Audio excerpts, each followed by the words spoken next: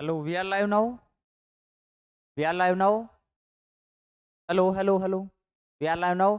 मैं कृष्ण दत्त आपका एक बार फिर से स्वागत करता हूं आपके अपने यूट्यूब चैनल और आपके अपने application physics by Krishna Dutt Kashyap में। तो डियर स्टूडेंट, जैसे कि आप सभी को पता होगा, थर्मोडायनेमिक की हमारी सीरीज चल रही थी और थर्मोडायनेमिक की सीरीज में हमारी यूनिट 4 खत्म हो गई थी।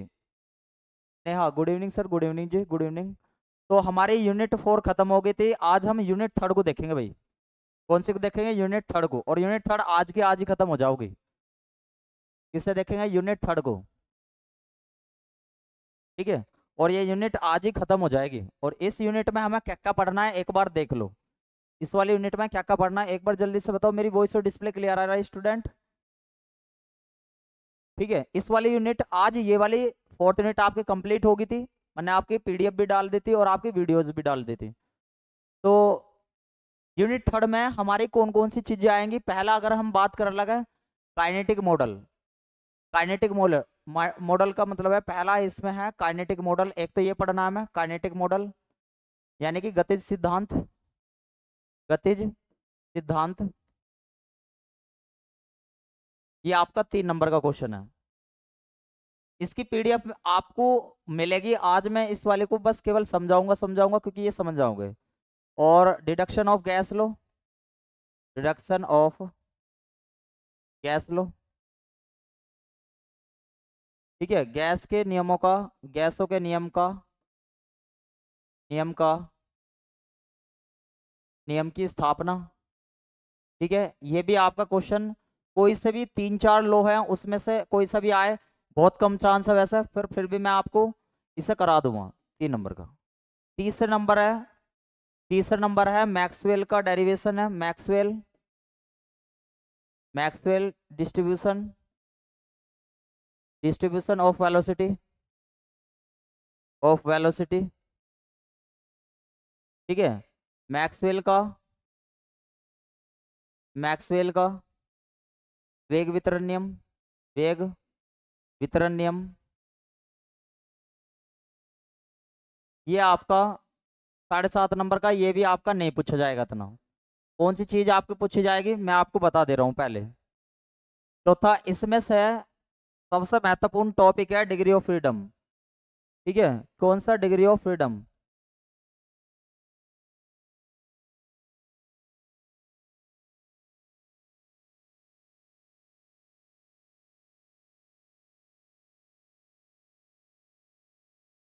ठीक है। डिग्री,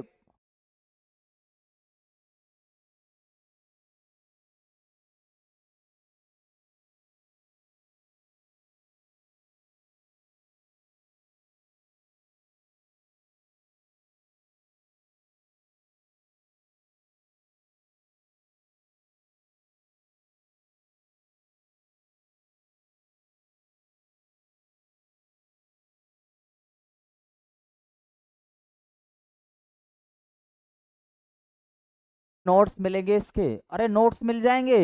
इसमें नोट्स लिखाने को इतने है ही नहीं सर। साथ साथ में नोट्स भी बनवा दीजिए। साथ साथ में नोट्स बनवा दिए। आज ये वाली वीडियो खत्म नहीं होने की। वैसे डेरिवेशन पोर्शन है, मतलब इतने ज्यादा नोट्स नहीं है इसके, थोड़े से नोट्स है। आप गैली पीडीएफ निकाल लियो। आप 1 घंटे में कंप्लीट कर दोगे इस काम को। ठीक है। 1 घंटे में कंप्लीट कर दोगे, ज्यादा काम ना है इसमें। ठीक है। तो degree of freedom, degree of freedom, स्वतंत्रता की कोटियां, ये लिखे हुए हैं मेरे पास में नोट्स। और ये यूनिट हमें खत्म भी करनी है, स्वतंत्रता की कोटियां,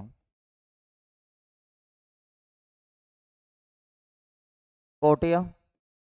ये इसका 3 नंबर का, ये सबसे ज्यादा महत्वपूर्ण क्वेश्चन है इसका। ठीक है। ये सबसे ज्यादा महत्वपूर्ण है। ठीक है। 5वें नंबर का है, 5वें नंबर का है इसमें law of इक्वा partition of energy, law of इक्वा partition of energy. और ये भी आपका बहुत ज्यादा इंपॉर्टेंट है। ये भी आपका बहुत ज्यादा इंपॉर्टेंट है। यानी कि इसमें से 3 क्वेश्चन आपके इस यूनिट में से बनते ही हैं। ठीक है। ऊर्जा का, ऊर्जा का समविभाजन नियम, इसमें डेरिवेशन है। नोट्स की इतनी वो ज्यादा वो नहीं है इसमें। ऊर्जा का समविभाजन नियम, ये 3 नंबर का क्वेश्चन पूछा जाएगा आपको। और इसमें एक 6ठे नंबर पे इसने क्या रखा, इट्स स्पेसिफिक हीट का derivation, specific heat derivation, derivation विशिष्ट ऊष्मा का व्यंजक। बस ये टॉपिक है भैया इसमें, विशिष्ट ऊष्मा का व्यंजक, और इसके साथ मोनोडाइपोली, ये इसी में आ जाओगे, विशिष्ट ऊष्मा का व्यंजक, व्यंजक ये आपका 7.5 नंबर का आता है, और ये भी इंपॉर्टेंट है। तो इस वाली यूनिट में टोटल ये टॉपिक दे रखे हैं आपके, सारे टॉपिक कराऊंगा मैं आपके, बट आपको सबसे पहले वे टॉपिक करा दूं इन तीनों में से जो जो ये इंपॉर्टेंट है। एक तो सबसे पहले आज हम पहला टॉपिक देखेंगे डिग्री ऑफ फ्रीडम का, इसके बाद law of equipartition of energy, दो तीसरा टॉपिक ये वाला। ये तीनों ही एग्जाम में पूछे जाने हैं। ऐसा मान के चलो, ऐसा कोई भी साल का पेपर ना गया या कोई भी ऐसी प्रोबेबिलिटी ना है जो इन तीनों क्वेश्चन में से एक भी क्वेश्चन ना आए। एक क्वेश्चन तो जरूर आपका होगा 101%। और यहाँ तक ये भी देखा गया कि 2 लॉन्ग क्वेश्चन भी यहाँ से, मतलब 2 छोटे क्वेश्चन भी यहाँ से बन जाएंगे। जो अब है ये शुरू के कि भैया काइनेटिक मॉडल 3 नंबर का, और ये गैस लो, क्या ये भी पूछे जाएंगे? करवा दूंगा, पूछे जाने के इतने ज्यादा चांस नहीं है, ठीक है। अगले वाला है मैक्सवेल डिस्ट्रीब्यूशन वेलोसिटी डेरिवेशन, ये इसके भी इतने ज्यादा चांस नहीं है, करवा दूंगा, छोटे छोटे से ही है, ठीक है, ठीक है। चलो तो सबसे पहले आज देखते हैं यूनिट 3 को, आज के आज ही मैं खत्म कर देंगे चाहे कितना भी टाइम लगे। तो सबसे पहले देखते हैं डिग्री ऑफ फ्रीडम को। सबसे पहले देखेंगे हम डिग्री, डिग्री ऑफ फ्रीडम, यानी कि स्वतंत्रता की कोटियां, स्वतंत्रता की कोटियां, ये क्या होता है, और एग्जाम में इंपॉर्टेंट भी है, ठीक है, एग्जाम में इंपॉर्टेंट भी है।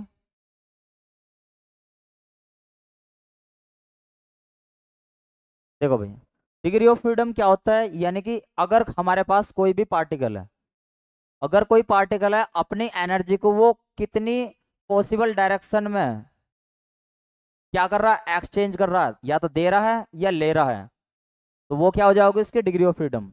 समझो एक बार ध्यान से कैसे। मान लो सपोज करो हमारे पास कोई भी ये पार्टिकल है, कोई भी ये पार्टिकल है, कोई भी एक कण है, ये मान लो सपोज करो इस डायरेक्शन में अपनी एनर्जी को दे रहा है, या इस डायरेक्शन से एनर्जी ले रहा है, इस डायरेक्शन में एनर्जी दे रहा है, और इस डायरेक्शन में एनर्जी दे रहा है। मान लो सपोज करो इस वाले डायरेक्शन में एनर्जी दे रहा है, इस वाले डायरेक्शन में एनर्जी दे रहा है, इस वाले डायरेक्शन में, तो कितनी डायरेक्शन में अपनी एनर्जी को दे रहा है या कितनी एनर्जी को ले रहा है, ये क्या हो जाओगी इसकी डिग्री ऑफ फ्रीडम हो जाओगी। क्या हो जाओगे भैया, डिग्री ऑफ फ्रीडम हो जाएगी, ठीक है। जल्दी से बताओ क्या आप सभी को समझ में आ गया डिग्री ऑफ फ्रीडम क्या है?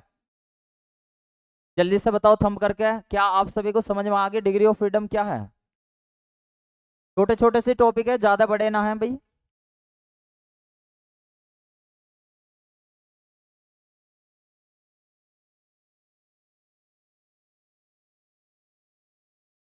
जल्दी बताओ, या तो यो अपनी एनर्जी को दे रहा हो या ले रहा हो, या फिर ऐसा भी कह सकते हो कि कितनी डायरेक्शन में ये मोशन कर रहा, ये पार्टिकल कितनी डायरेक्शन में, कितनी डायरेक्शन में मोशन कर रहा है। मान लो 3 डायरेक्शन में गति कर रहा है, तो 3 डायरेक्शन में गति कर रहा है, या तो ये दे रहा होगा एनर्जी को या एनर्जी को ले रहा होगा। मान लो 3 डायरेक्शन में इसने अपनी एनर्जी दी, या 3 डायरेक्शन में से एनर्जी ली, या 3 डायरेक्शन में ये चला, तो यही क्या होगी उसकी डिग्री ऑफ फ्रीडम। कितनी होगी डिग्री ऑफ फ्रीडम? 3 होगी। समझ में आई ये वाली बात? जल्दी से बताओ थंब करके, इंपॉर्टेंट टॉपिक है आपका ये। इसके साथ के साथ ही मैं आपको नोट्स दे दूंगा, आज सुबह तक इसके आपके कंप्लीटली नोट्स मिल जाएंगे, ठीक है। तो डिग्री ऑफ फ्रीडम समझ में आ गया होगा। चलो आगे बढ़ते हैं, अब देखते हैं डिग्री ऑफ फ्रीडम कैसा है, क्या होती है। देखो भाई, case first, degree of freedom का केस फर्स्ट क्या है। केस फर्स्ट हम ले लेते हैं मोनो एटॉमिक के लिए, यानी कि मोनो एटॉमिक गैस के लिए, यानी कि एक परमाणु गैस के लिए डिग्री ऑफ फ्रीडम कितनी होती है, एक बार ध्यान से समझना है। एक परमाणु गैस के लिए, एक परमाणु गैस के लिए, तो एक देखो डिग्री ऑफ फ्रीडम हम कैसे देखते हैं, एक बार ध्यान से समझो। अगर मैं आपसे कह लगू कोई मान लो 3 तरीके की एक्सिस होती है हमारी, ये वाली हमारी एक्स एक्सिस, ये हमारी वाई एक्सिस, और ये वाली कौन सी है, जेड एक्सिस। Z access. ठीक है। मोनोएटॉमिक गैस कौन कौन सी होती है? मोनोएटॉमिक गैस होती है जो केवल एक रूप में पाई जावे, जैसे हीलियम। कभी आपने हीलियम एच ही देखा होगा, हीलियम ये नहीं देखा होगा, He2 नहीं देखा होगा, He3 नहीं देखा होगा। हमेशा किस फॉर्मेट में पाए जाओगे? एच ही में पाए जाओगे। या आर्गन, आर्गन हो गया हमारा, Ar2 नहीं देखा होगा, Ar3 नहीं देखा होगा, हमेशा Ar मिला होगा आपको। तो जो अपने आप में सिंगल रहती है वे कैसी होती है? मोनोएटॉमिक गैस होती है भाई। ठीक है।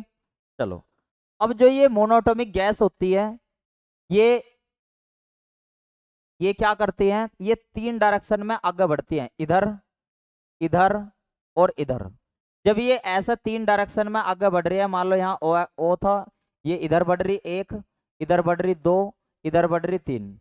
तो तीन बस केवल ये ऐसा बढ़ती हैं। तो मान लो यहाँ पे थी, इधर गई, उधर गई, उधर गई, मूव कर रही है मतलब। तो इसे बोलते हैं, ऐसी मोशन को बोलते हैं ट्रांसलेशनल मोशन। ट्रांसलेशनल मोशन यानी कि स्थानांतरण गति, स्थानांतरण मोशन, स्थानांतरण गति। तो इसमें ट्रांसलेशनल मोशन कितनी है? तीन है। कितनी है? तीन है।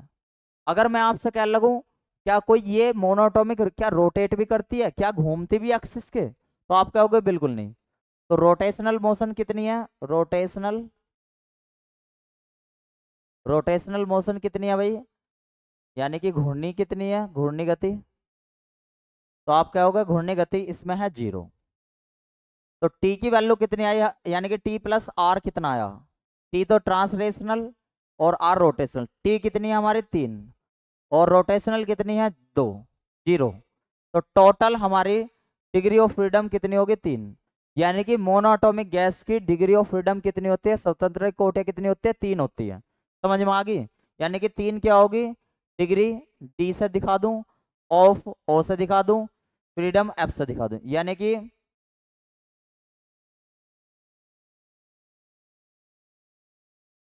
यानी कि स्वतंत्रता की कोटियां मोनोएटॉमिक गैस के लिए कितनी होगी? 3 होगी। ठीक है, क्लियर हो? थम कर दो करो भाई साथ साथ में, जल्दी से सभी एक बार थम कर दो करो। अगर समझ में आ जा रहा है तो थम कर दो करो। यानी कि अगर कोई आपसे पूछने लगे कि मोनोएटॉमिक गैस की डिग्री ऑफ फ्रीडम कितनी होती है, तो 3 होती है। तीनों ही कैसी होती है? ट्रांसनेशनल होती है, स्थानांतरित होती है। इसमें घूमने का कोई मतलब ना होता। ठीक है। तभी जो क्लास देख रहे हो एक बार थम करते रहो। आपको इसके आज आपको मतलब क्या करने हैं? रफ नोट्स बनाने हैं। फेयर नोट्स आपको मैं दे दूंगा। ठीक है, फेयर नोट्स मैं आपको दे दूंगा इसके। ठीक है, और इम्पोर्टेंट है। तो अगला बढ़ते हैं केस सेकंड की तरफ। केस सेकंड की तरफ, केस सेकंड देखेंगे हम डायटोमिक के लिए, डायटोमिक गैसेस के लिए। डायटोमिक गैसेस यानी कि इसे बोलते हैं द्वि परमाणु गैस के लिए डिग्री ऑफ फ्रीडम कितनी होगी? द्वि परमाणु गैस के लिए।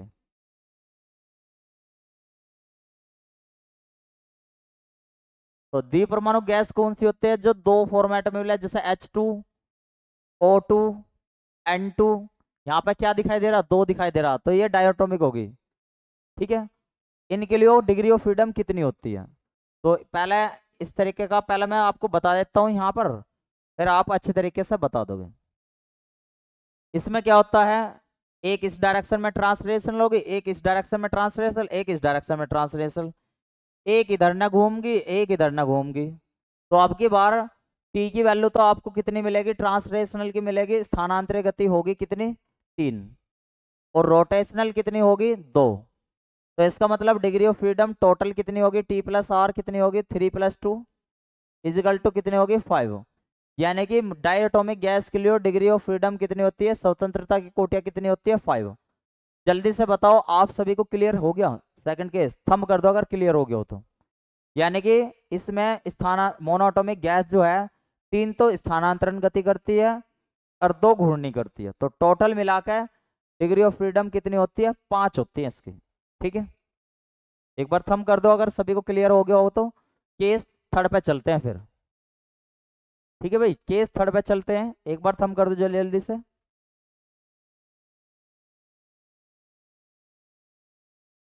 एक बार सभी थम कर दो, फिर अगले पे चलते हैं, केस थर्ड पे।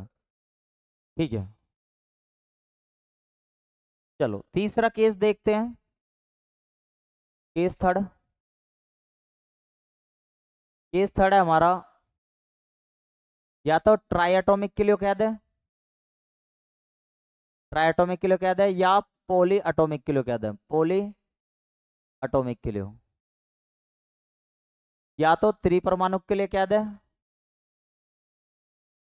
त्रिपरमाणु के लिए, या पॉली का मतलब बहु परमाणु के लिए, बहु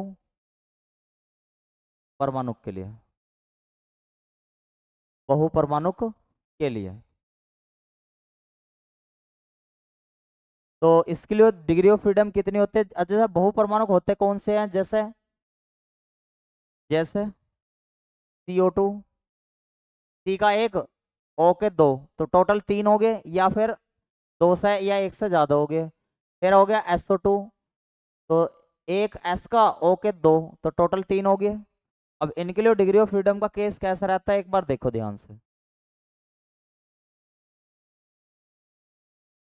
एक इधरली साइड में ट्रांसलेशनल करती है, एक इधरली साइड में ट्रांसलेशनल, एक इधरली साइड में, इधर ने भी रोटेशन करती है, इस एक्सेस के अबाउट में भी रोटेशन और इस एक्सेस के अबाउट में भी रोटेशन। तो यानी कि ट्रांसलेशनल मोशन करती है तीन, रोटेशनल मोशन करती है तीन, तो total overall translational plus rotation कितनी होगी? 3 + 3 = होगी 6, यानी कि 6 होगी हमारी डिग्री ऑफ फ्रीडम। किसकी? ट्राइएटॉमिक या पॉली एटॉमिक गैस के लिए। ठीक है, तो जल्दी से बताओ, क्लियर हो गया? थम कर दो भाई एक बार, जल्दी जल्दी से थम कर दो एक बार।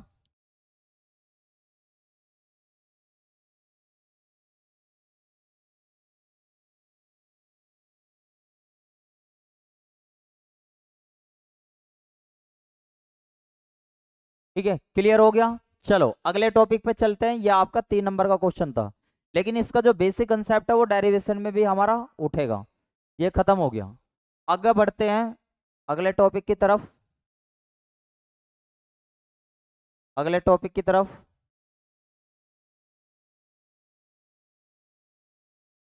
अगला टॉपिक क्या है? अगला टॉपिक है हमारा law of, law of इक्वा partition, इक्वा partition of energy. ऊर्जा का, ऊर्जा का समविभाजन, समविभाजन नियम। ऊर्जा का समविभाजन नियम क्या है? ठीक है, ध्यान से समझिए, ऊर्जा का समविभाजन नियम है क्या? क्या है इसका मतलब? इसका मतलब ये है, मान लो सपोज करो हमारे पास कोई भी ये पार्टिकल है। क्या है ये? कोई भी एक पार्टिकल है, कण है। क्या है? कण है या पार्टिकल है।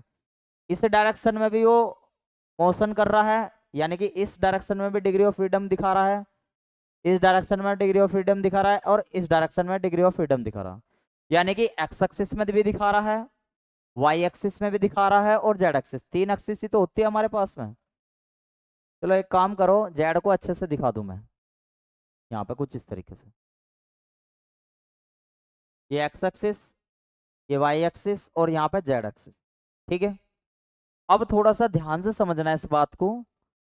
अब लॉ ऑफ इक्वापार्टीशन ऑफ एनर्जी कहता है कि अगर सपोज करो इस पार्टिकल की एनर्जी, इस पार्टिकल की एनर्जी मान लो सपोज करो 3 है, मैं एग्जांपल लेकर बता रहा हूँ। मान लो सपोज करो इस पार्टिकल की एनर्जी 3 है, 3 वैल्यू है। तो इसे मान लो 3 ना लेकर तुम एक काम करो, 9 ले लो, 9 यूनिट है इसकी वैल्यू। इस पार्टिकल की एनर्जी कितनी है? 9 यूनिट है। तो एक्स एक्सिस में कितनी एनर्जी जाओगी? तो आप कहोगे 3 यूनिट जाओगी। वाई एक्सिस में कितनी जाओगी? तो आप कहोगे 3 यूनिट जाएगी। जेड एक्सिस में कितनी जाएगी? 3 यूनिट जाएगी।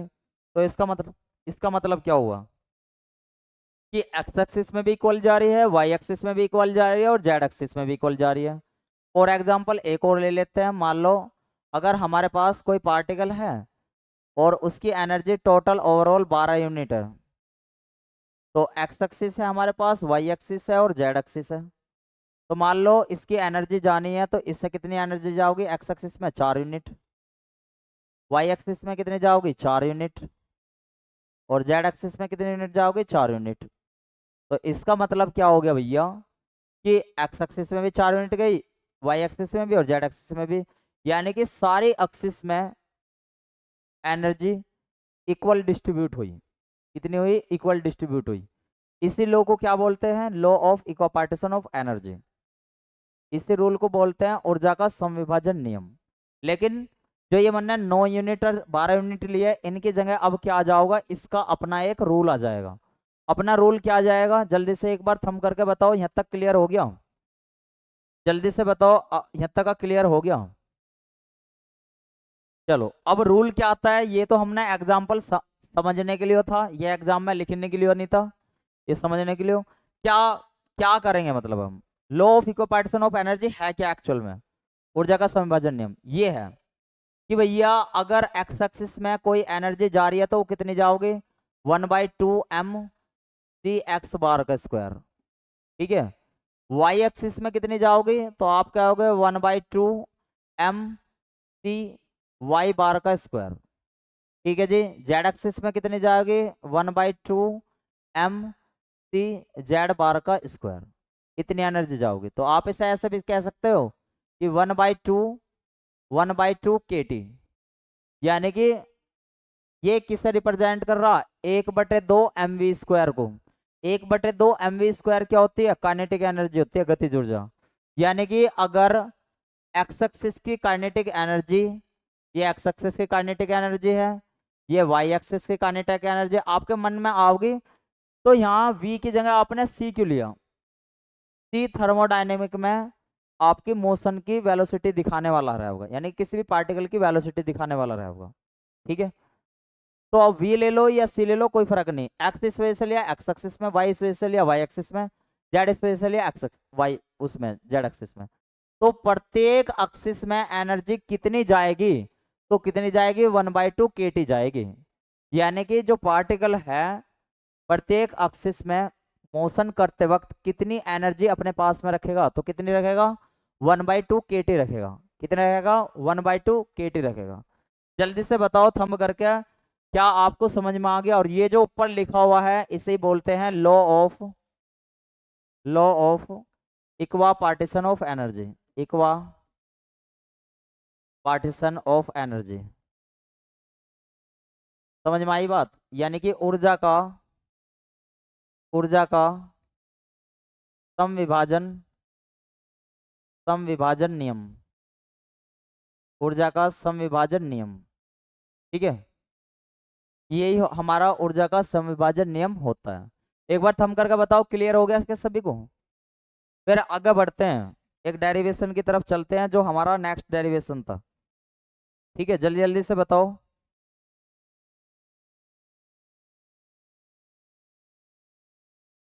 दो काम हमारे कंप्लीट हो गए इस वाले यूनिट के, तीसरे काम पे चलते हैं। तीसरे नंबर का हमारा डेरिवेशन था। डेरिवेशन आता कैसे है, एक बार क्वेश्चन बता दूं मैं आपको। क्वेश्चन आएगा, वैसा हेडिंग क्या रहती है इसकी, हेडिंग रहती है specific specific heat of gases, यानी कि गैसों की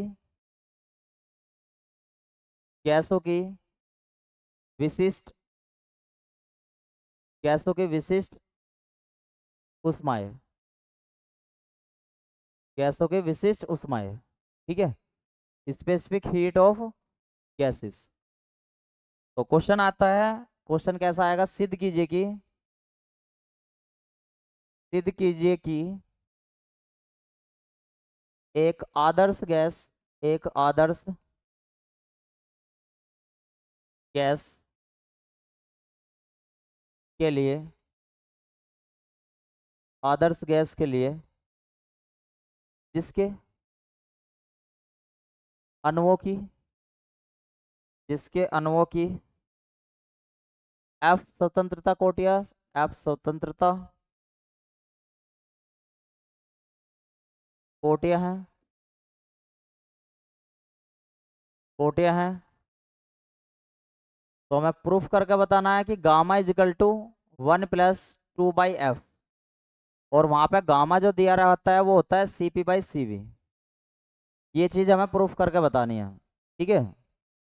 और इसके लिए केस भी बताने हैं, प्लस इसके साथ में केसेस भी बताने हैं, एक परमाणु के लिए, द्विपरमाणु के लिए। ये यानी कि मुख्य तौर पे अगर हमारे से क्या लगा, चाहे इंग्लिश वाले भी देख लो कि प्रूव डैट, डायरेक्टली उनसे ये पूछ लेगा कि prove that gamma is equal to 1+2/f, ये पूछ लेगा डायरेक्ट, ठीक है। एक बार बस ऐसे नोट डाउन कर लो, फिर आगे बढ़ते हैं, ठीक है। चलो, अब डेरिवेशन करते हैं। डेरिवेशन कैसे करेंगे? हम ऐसे मान के चलते हैं, हमारे पास कोई भी एक पार्टिकल है। हमारे पास क्या है? कोई भी एक पार्टिकल है। और एक मान लीजिए कोई पार्टिकल है,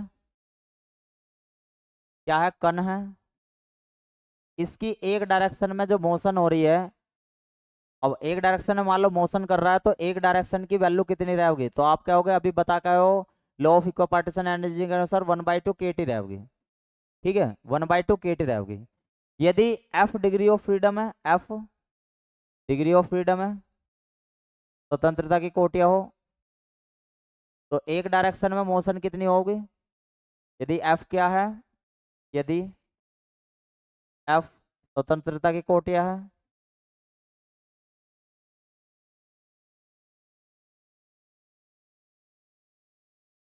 तो क्या हो जाओगी? ये वाला 1/2 kT क्या बन जाएगा? 1/2 FKT बन जाएगा। ये एक पार्टिकल की इंटरनल एनर्जी है, मतलब इतनी एनर्जी है। किसकी है? इंटरनल एनर्जी है। तो टोटल इंटरनल एनर्जी, यदि n पार्टिकल हो, total internal energy, total internal energy, कुल आंतरिक ऊर्जा,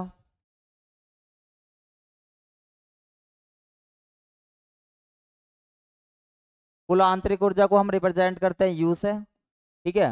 और टोटल मान लीजिए एक पार्टिकल के लिए, टोटल n पार्टिकल के लिए निकालना लगूं, तो कितनी रहेगी? 1/2 FKT। ये टर्म्स हमारी बन जाओगी। यानी कि ये n पार्टिकलों के लिए क्या है? टोटल काइनेटिक, वो टोटल इंटरनल एनर्जी है, ठीक है जी। ये हमारे क्लियर होगी।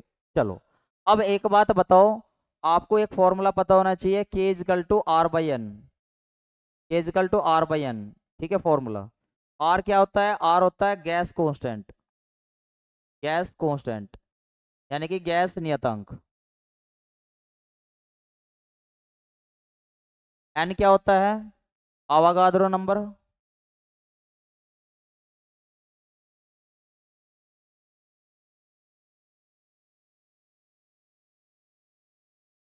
आवागाद्रो संख्या।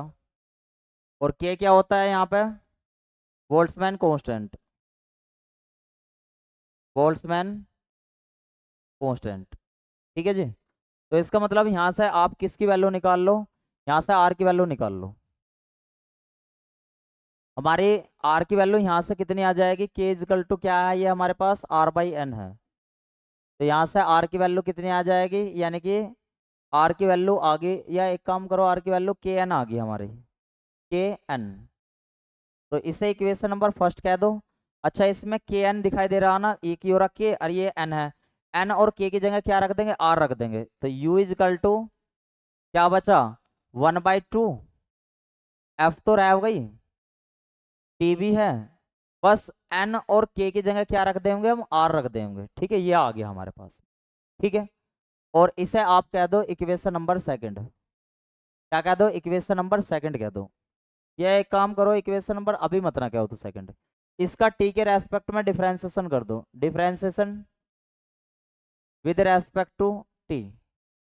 डिफरेंशिएशन कर दो, डिफरेंशिएशन करते हो du/dt इजिकल टू, इसका डिफरेंशिएशन करेंगे, टी की वैल्यू यहाँ पे 1 हो जाएगी, तो 1/2 FR आ गई होगी। अब कह दो इसे इक्वेशन नंबर सेकंड, ठीक है। अब एक चीज और याद रखियो, we know that CV equal to du/dt। अच्छा, ये कहाँ से आया भाई? CV है क्या? तो कांस्टेंट CV जो है यहाँ पे, CV जो है कांस्टेंट वॉल्यूम पे, कांस्टेंट वॉल्यूम पे स्पेसिफिक हीट, स्पेसिफिक हीट यानी कि स्थिर आयतन पर, स्थिर आयतन पर, स्थिर आयतन पर विशिष्ट, विशिष्ट उष्मा। अच्छा, ये विशिष्ट उष्मा या स्पेसिफिक हीट होता क्या है उसे समझ लो। मान के चलो, सपोज करो मेरे पास ये पेन है और इस पेन का वजन 1 किलो है, इस पेन का वजन 1 किलो है और इसका टेम्परेचर 25 डिग्री सेल्सियस है सपोज करो। अब मैं इसे हीट दूं, इसे हीट दूं और इसका टेम्परेचर 1 डिग्री सेल्सियस बढ़ के, पहला 25 था अब कितना हो गया 26 हो जाएगा। तो 25 से 26 होने में 1 डिग्री सेल्सियस बढ़ा। तो किसी भी 1 किलो की चीज का 1 डिग्री सेल्सियस टेम्परेचर में चेंज करने के लिए जितनी एनर्जी देनी पड़ी वो इसकी स्पेसिफिक हीट होती है। मान लो सपोज करो ये 25 डिग्री सेल्सियस था और इसका 26 डिग्री सेल्सियस करने करने में, यानी कि 1 डिग्री का अंतर लाने में मुझे 5 जूल की इसे एनर्जी देनी पड़ी। तो 5 जूल जो हो गया स्पेसिफिक हीट हो गया, विशिष्ट उष्मा। जल्दी से थंब करके बताओ क्या आप सभी को समझ में आ गया विशिष्ट उष्मा का? ठीक है, तो विशिष्ट उष्मा का फॉर्मूला होता है, यानी कि विशिष्ट उष्मा का वी अगर आ गया तो स्थिर आयतन पे, कि अगर आप टेम्परेचर में चेंज करते हो तो किस में चेंज आता है, उसकी इंटरनल एनर्जी में चेंज आता है। मान लो आप टेम्परेचर दोगे तो वो हिलेंगे तो पार्टिकल, इंटरनल एनर्जी तो होगी। तो डी यू डी वी की वैल्यू आ गई du/dt। अब एक काम करो, इक्वेशन नंबर 2 में du/dt की जगह सी वी रख दो। तो सी वी इजिकल टू यहाँ से क्या आ जाएगा 1/2 FR, 1/2 FR। अच्छा सभी एक बात बताओ, 11th क्लास में मेयर फॉर्मूले का नाम सुना सभी ने? अगर ना सुना हो तो नो लिखो, अगर थोड़ा सा भी सुना है तो यस लिख दो। मेयर फॉर्मूला, तो मेयर फॉर्मूला लगा दो, by mayor formula, by mayor formula. जल्दी जल्दी से बताओ क्या आप सभी ने नाम सुना मेयर फॉर्मूले का? जल्दी से बताओ क्या मेयर फॉर्मूले का नाम सुना आपने सभी ने? मेयर का सूत्र, किसका सूत्र? मेयर का सूत्र। मेयर का सूत्र क्या होता है? ना सुना तो कोई बात ना, CP - CV = R। ये होता है मेयर का फॉर्मूला। किसका होता है? मेयर का फॉर्मूला। अब सुन लो, याद रख लियो, 11th 12th आपके पढ़े नहीं हो अच्छे से। तो यहाँ से CP की वैल्यू निकाल लो, कितनी आओगी? आप क्या होगे, CV इधर चला जाएगा, CV + R आ जाएगा। ठीक है, और आप ऊपर से CV की वैल्यू जितनी यो आई है इसे यहाँ पर रख दो, CV की 1/2 FR + R। और यहाँ पे CP = R ले लो कॉमन, तो क्या बचेगा 1/2 F + 1, ये बना। इसे थोड़ा साफ साफ सा लिख लो, सीधा करके लिख लो। CP = क्या बना होगा? R F/2 + 1, ये बना होगा हमारा। यानी कि इसे और थोड़ा सिंप्लीफाई कर लो, थोड़ा सा और साफ साफ सा, इसका एल्सियम 1 ले लिया, ये 2 आ गया यहाँ पे, यानी कि F प्लस यहाँ पे ये 2 चला गया होगा, यहाँ 2 आ गया होगा, यानी कि CP की वैल्यू ये आ गई। अच्छा CV की वैल्यू ये थी, अगर मैं यहाँ से CP/CV करने लगूँ तो जरा देखना क्या आया। CP की वैल्यू ये आई R, और ये क्या बनी F/2/2। और यहाँ पे क्या है हमारे पास, ये F/2 FR/2, ये बनी हमारे पास। और एक काम करो, 2 से अंदर के अंदर कर दो, बाहर के बाहर कर दो। तो CP/CV = क्या आया हमारे पास, जल्दी से बताओ? यानी कि 2R F+2/2, और अंदर करोगे 2FR, ये टर्म्स बनेगी। 2 से 2 कट गया, R से R कट गया, तो CP/CV हमारे पास क्या टर्म्स बन गई? F/2/F, ये बन गई। अच्छा इसे हम ऐसे लिख सकते हैं, CP/CV = इसे अलग अलग कर लो, F/F + 2/F। तो इसे कट कट करने पे एक आ गया, तो यहाँ से देखो CP/CV कितना आ गया, CP, ये यहाँ पे CV कर लो भाई।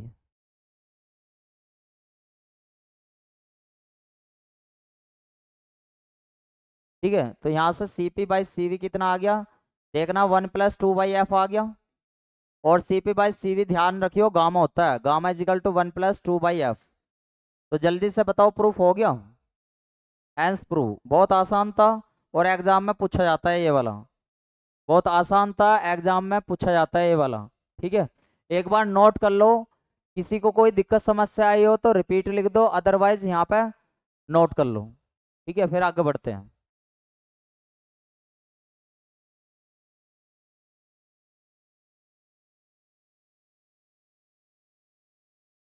नोट करते ही थंब कर देना भाई। डेरिवेशन पोर्शन है, डेरिवेशन पोर्शन है, समझ में आ गया?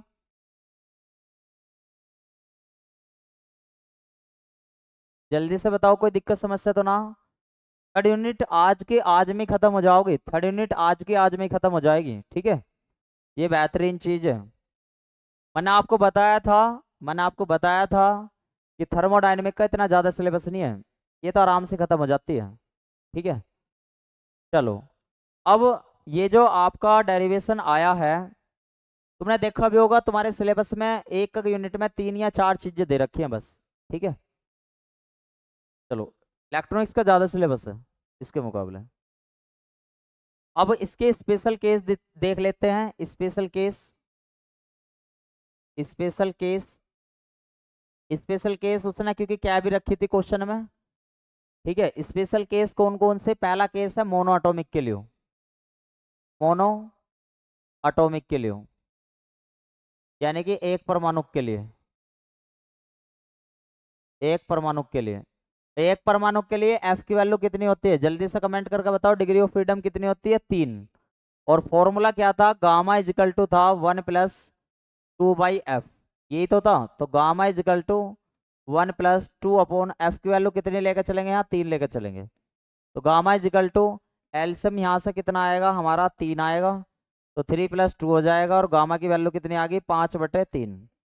जब 5/3 को आप अच्छे तरीके से डिवाइड करोगे तो यहाँ से आपकी कितनी टर्म्स बनेगी? तो गामा की वैल्यू लगभग भी 1.66 के आसपास में बनेगी। ठीक है, अब आ जाओ case second. Case second, case second किसके लिए लेकर चलेंगे? डायटोमिक के लिए, डायटोमिक के लिए, यानी कि द्विपरमाणु के लिए। जब द्विपरमाणु के लिए लेकर चलेंगे तो एफ की वैल्यू कितनी लेकर चलनी है? 5। तो गामा इज इक्वल टू 1+2/एफ की वैल्यू कितनी है? 5। तो गामा इज इक्वल टू ये यहाँ पे जाकर 7/5 बना देगा। तो गामा इज इक्वल टू जब आप डिवाइड करोगे तो 1.4 आ जाएगा। अब आ जाओ तीसरा केस है, केस थर्ड है ट्राई एटोमिक के लिए, ट्राई एटोमिक के लिए, यानी कि त्रिपरमाणु के लिए। इसके लिए एफ की वैल्यू कितनी आएगी हमारे पास? 6। गामा इज इक्वल टू 1+2/एफ, एफ की जगह क्या रख दोगे? 6। 2 एकम 2, 2 तिया 6। तो गामा इज इक्वल टू 1+1/3 बना। तो गामा इज इक्वल टू ये कितना हो जाएगा? 4/3। डिवाइड कर लो, 3, 3 × 1 = 3, 1 लगाया 0.33। तो गामा की वैल्यू लगभग भी 1.33 के आसपास में हमारी बनेगी। जल्दी से बताओ, इस डेरिवेशन कंप्लीट हो गया ये हमारा। ठीक है, 3 काम कंप्लीट हो गए, अगले काम की तरफ बढ़ते हैं। जो आपके इस वाली यूनिट में से आने वाली चीजें थी वो होगी, जो आने वाली चीजें थी होगी। अब जो बाकी दे रखी है उसे भी करा दूं, अब जो बाकी दे रखी है उसे भी करा देता हूँ।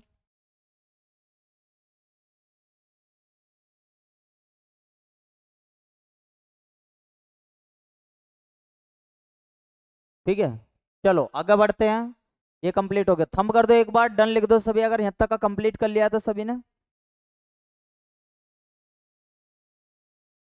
एक बार डन लिख दो भाई।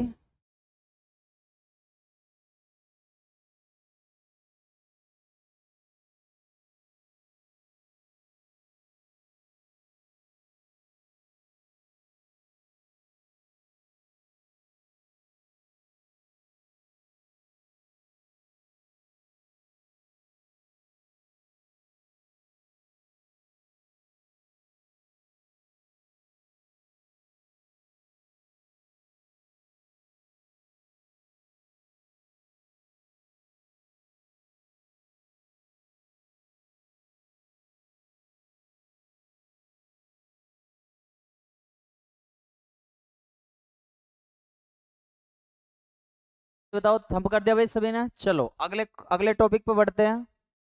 अगले बेहतरीन से टॉपिक पे बढ़ते हैं, मतलब इम्पोर्टेंट इतना ज्यादा नहीं है आपसे जो टॉपिक चलेंगे, पर फिर भी एक बार सिलेबस में है तो पढ़ने तो पड़ेंगे ही हमें। तो अगला टॉपिक है हमारा काइनेटिक थ्योरी। काइनेटिक थ्योरी, अनुगति सिद्धांत। अनुगति सिद्धांत।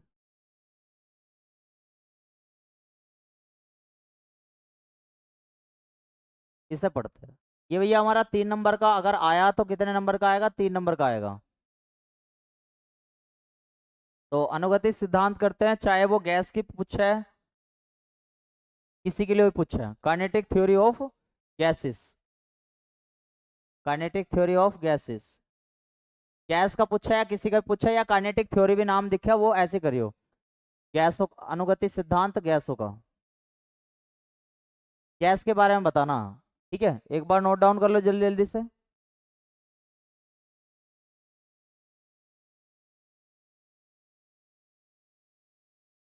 देखो पहला पॉइंट एक बार ध्यान से समझते चले जाओ। कोई भी गैस है, मान लो सपोज करो ये गैस गैस दिखाई दे रही है आपको। इसमें छोटे छोटे क्या हैं? पार्टिकल हैं, ये रहे। ये क्या है? स्मॉल पार्टिकल है, छोटे छोटे कण हैं, स्मॉल पार्टिकल। ठीक है।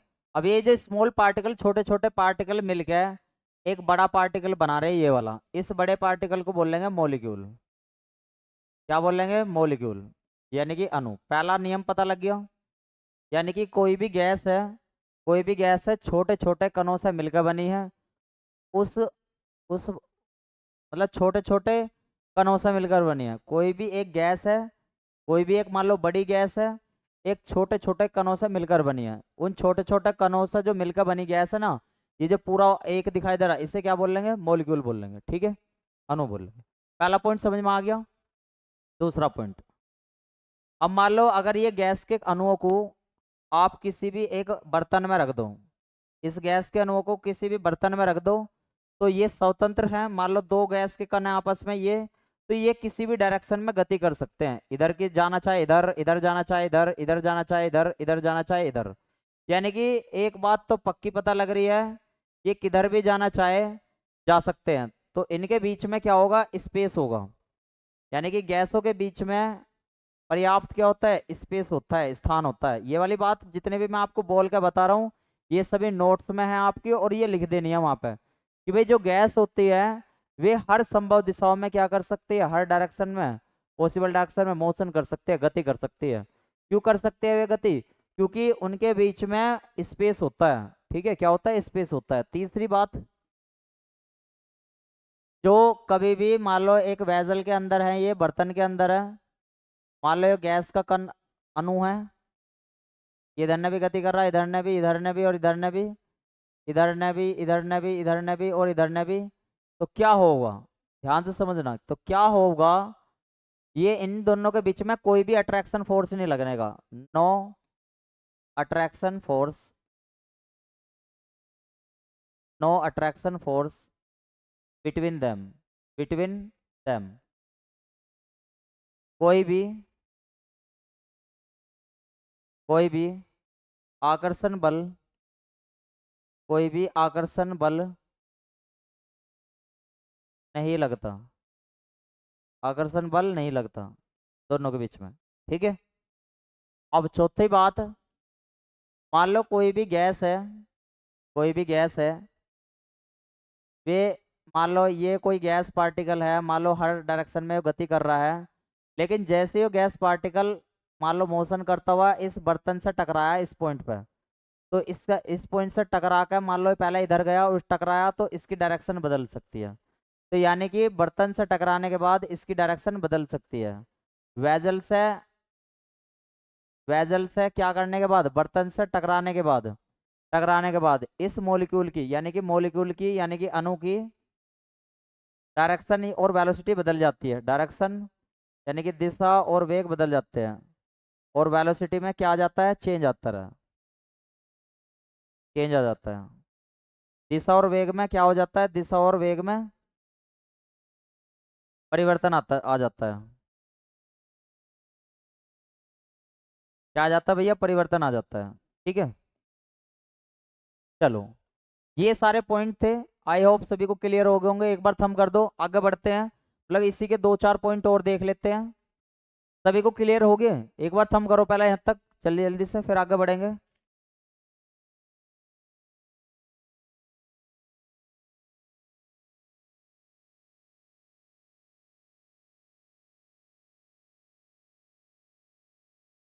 एक बार सभी थंब कर दो, क्लियर हो गया होता है यहाँ तक का।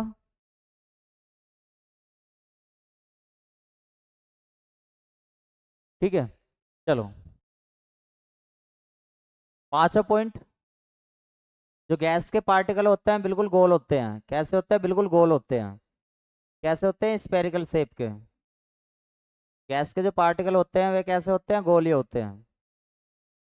दूसरा, ये बहुत रिजिड होते हैं, दृढ़ होते हैं। ऐसा नहीं है नहीं फूट जाएंगे या टूट जाएंगे, बहुत दृढ़ होते हैं। और कैसे होते हैं? स्मूथ होते हैं, चिकने होते हैं।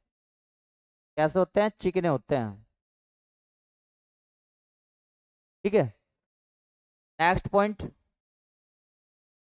मान लो ये गैस के पार्टिकल जो हैं, गैस के पार्टिकल किसी भी, मान लो कोई बॉडी है, कोई भी चीज है, उस पर क्या लगाते हैं? प्रेशर लगाते हैं। क्या लगाते हैं? प्रेशर एक्सर्ट करते हैं। क्या दाब आरोपित करते हैं। ये गैस के जो पार्टिकल है किसी भी चीज पे, मान लो ये वस्तु है, बॉडी है, कोई भी चीज वस्तु है, इस पे क्या लगाओगे? दाब आरोपित करेंगे, दाब आरोपित करेंगे। बस ये एक दो पॉइंट आप लिखिए ना, पूरे नंबर मिल जाएंगे। दाब आरोपित करते हैं। ठीक है, ये कंप्लीट हो गया हमारे। थंब कर दो जल्दी जल्दी से, फिर अगले टॉपिक की तरफ बढ़ते हैं।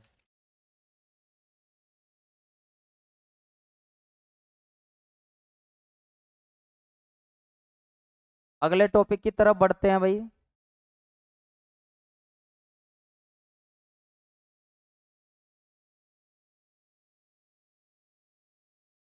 ठीक है, चलो, तो एक, देखो काइनेटिक थ्योरी का एक फॉर्मूला याद रख लियो। एक फॉर्मूला होता है काइनेटिक थ्योरी का, P equal to 1/3 mn/v, mn/v c bar का स्क्वायर। ये फॉर्मूला याद रख लियो कि अगर मान लो कोई भी गैस पार्टिकल किसी भी बॉडी पे दाब लगा रहे हैं तो कितना लगा रहे हैं? तो P इजिकल टू 1/3 mn/v/c बार ठीक है, यानी कि n है छोटे छोटे, n छोटे छोटे मास है, v क्या है? वॉल्यूम, p है प्रेशर, c बार है इसकी वेलोसिटी। ठीक है, ये याद रखना फॉर्मूला। यानी कि अब काइनेटिक थ्योरी से कुछ लॉ बताता हूँ मैं आपको।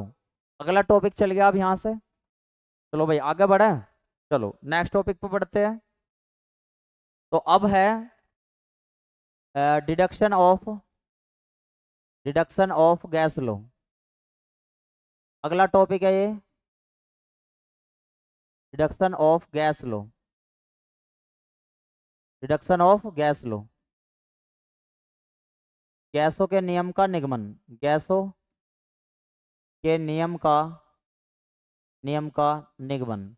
यानी कि काइनेटिक थ्योरी से ये जो हमें प्रूफ करके दिखाने हैं गैस लो। अब गैस लो कौन कौन से होते हैं? तो पहला होता है हमारा कौन सा? बायल्स लो। बायल का नियम पढ़ा होगा आपने, बायल लो। बायल का नियम पढ़ा होगा, बायल का नियम। जल्दी बताओ, थोड़ा बहुत नाम तो सुना सबने, नाम बता दो, नाम सुना भी होगा। मुझे पता, पढ़ तो जीवन में ना रखा होगा तुमने, खैर। चार्ल्स लो,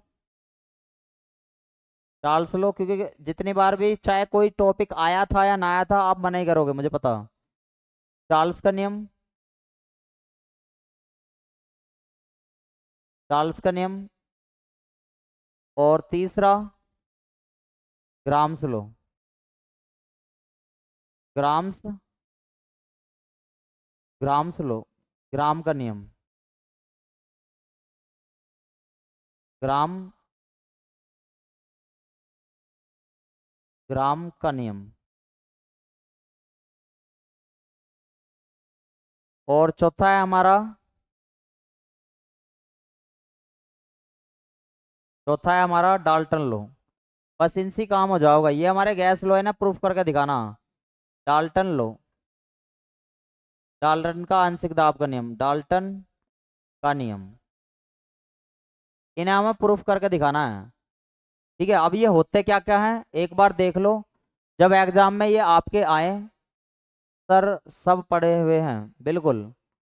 मैं जब भी तो कह रहा हूँ, जो पढ़ने वाले बालकों को उसने सबने एक बार तो जरूर पढ़े हुए रहेंगे कहीं ना कहीं तो। सारी चीज जितने भी मैं आपको पढ़ाता हूँ और ये कह देता हूँ कि इंटरमीडिएट में ये आप पढ़ के आए हो या ना पढ़ के हो, वे मतलब बच्चे की इंपॉर्टेंट ही होती है। ऐसा नहीं है कि वे इंपॉर्टेंट ना होगी, इंपॉर्टेंट होगी। आपकी 11th या 12th क्लास कमजोर रही होगी अगर आपने नहीं पढ़ रखी है तो ये। ठीक है, अब देखो बाइल्स लॉ क्या कहता है और चार्ल्स लॉ क्या कहता है।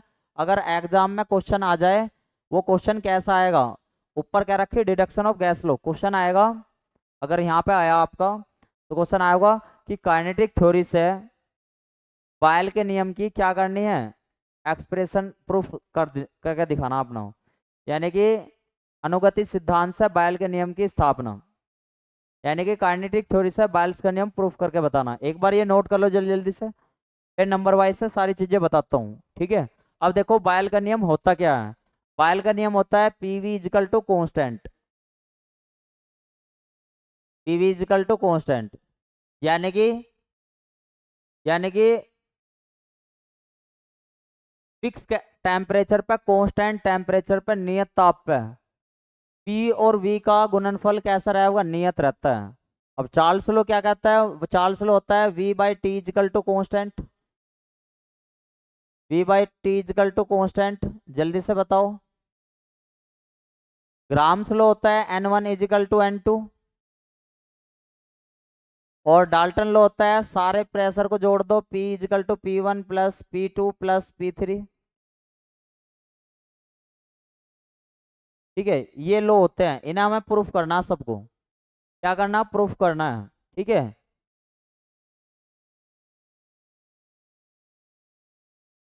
जल्दी जल्दी एक बार नोट कर लो। और सारे लॉ एक ही चीज से प्रूफ हो जाएंगे।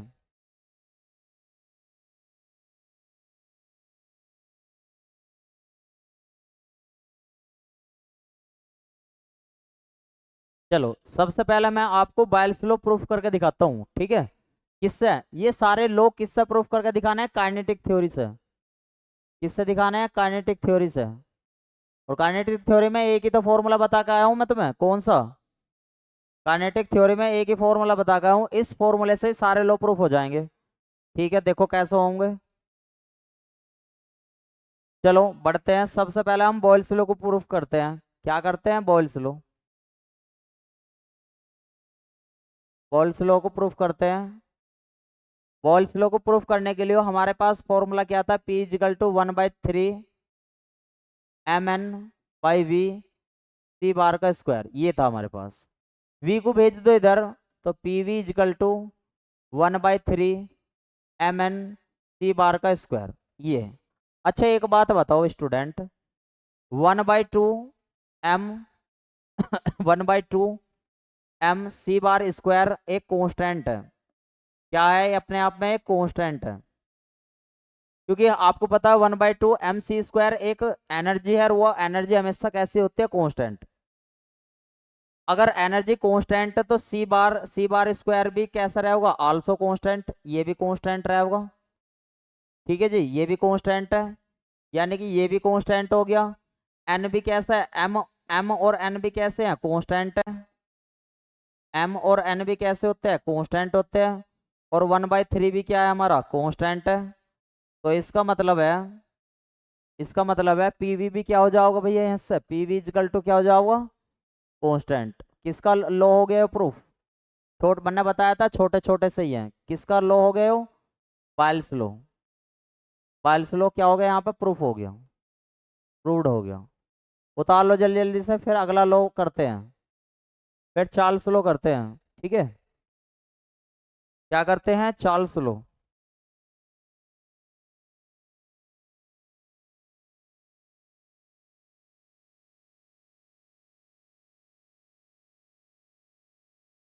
ठीक है, एक बार थंब कर दो अगर सभी को क्लियर हो गया हो तो चार्ल्स लॉ को भी प्रूफ करते हैं। एक बार थंब कर दो, नोट कर लियो हो तो ये सब।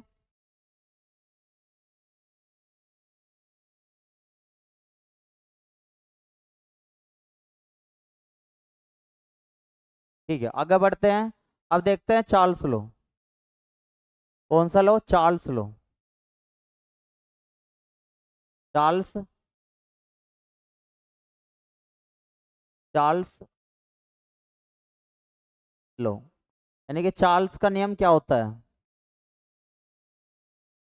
इसी फॉर्मूले से प्रूफ करेंगे। अब देखिए एक बार अच्छे से। क्या था formula? P is equal to 1/3 mn by V C bar square. ठीक है, ये फॉर्मूला था। अब एक काम करो, v को इधर भेज दो। किसे भेज दोगे? v को इधर भेज दो। और 1/3 mn, और नीचे p को नीचे ले आओ, सी बार का स्क्वायर। और इसमें इस पूरी इक्वेशन में टू, टू से मल्टीप्लाई और टू से डिवाइड कर दो। तो 1/3 mn by P C bar का स्क्वायर। अच्छा एक बात बताओ, क्या मैं इसे ऐसा लिख सकता हूँ? v इजकल टू 2/3, इस 2/3 को ऐसे, और मल्टीप्लाई 1/2 mn, mn या n को पहले लिख m सी स्क्वायर ऐसा लिख लूँ, और यहाँ पे क्या लिख लूँ? n बाई पी लिख दूँ, n बाई पी लिख दूँ। और एक बात बताओ, 1/2 m सी बार स्क्वायर की वैल्यू कितनी होती है? 1/2 m सी बार स्क्वायर की वैल्यू अभी बता के तो आया था, याद रखियो कितनी होती है? 3/2 के टी। अच्छा आप क्या होगे, कैसे होती है 3/2 के टी? अब देखो, ये जो एनर्जी है 1/2 m सी बार स्क्वायर, इस वाले उसमें डायरेक्शन में कितनी एनर्जी गई? 1/2 m सी बार स्क्वायर। इस वाले डायरेक्शन में भी कितनी गएगी? 1/2 m सी बार स्क्वायर। इस वाले डायरेक्शन में भी कितनी गई? 1/2 m सी बार स्क्वायर। सबको आप ऐड करोगे तो 3/2 के टी आए। 3/2 के मतलब ऐसा समझो कि ना सारी एनर्जी को आप ऐड करोगे ना, तो हमारी एनर्जी होती है 3/2 के टी।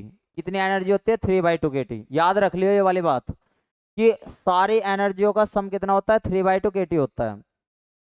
ठीक है, तो इसे हटा दो। इसे मतलब एक तरीके से हम मतलब इंटरमीडिएट की टर्म्स है ये भी, अगर ना याद है तो याद रख लियो। तो 1/2 m सी बार स्क्वायर की जगह 3/2 के टी रख सकते हैं, बस ऐसे याद रख लो। इस वाले टर्म्स को यहाँ पे रखो तो v इजकल टू बनेगा हमारे पास 2/3 multiply 1/2 m C bar square की जगह 3/2 के टी। और यहाँ पे क्या है? n by P. 3 से 3 कट जाएगा, 2 से 2 कट जाएगा, तो v इजकल टू क्या बच गया? n के टी बाई पी। यहाँ से p को यदि कांस्टेंट कर दूं, इफ p को, प्रेशर को कैसा कर दूं? कांस्टेंट। तो n और k तो कांस्टेंट ही होते हैं, n और k क्या होते हैं? कांस्टेंट। तो इसका मतलब है v प्रोपोर्शनल क्या बन जाएगा? यहाँ पर t बन जाएगा। और इसे इधर भेज दूं तो v/t इजकल टू क्या हो जाएगा? कांस्टेंट। तो किसका लो होता है? वो चार्ल्स लो। किसका लो होता है? चार्ल्स लो। या तो यहाँ पे है या यहाँ पे है। ठीक है, ये हो गया प्रूफ। ठीक है, जल्दी से आगे बढ़ जाओ।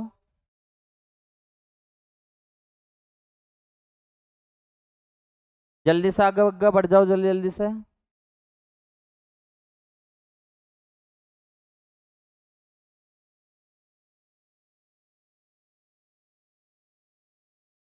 अच्छा, सबसे शुरुआत में एक आवागाद्रो लो था, वो हमारे से गड़बड़ हो गई थी। ग्राम नहीं था यहाँ पे, वो आवागाद्रो लो था। यहाँ पे ये आवागाद्रो लो, ये वाला जो था ग्राम ना होकर यहाँ पे कौन सा था? आवागाद्रो लो।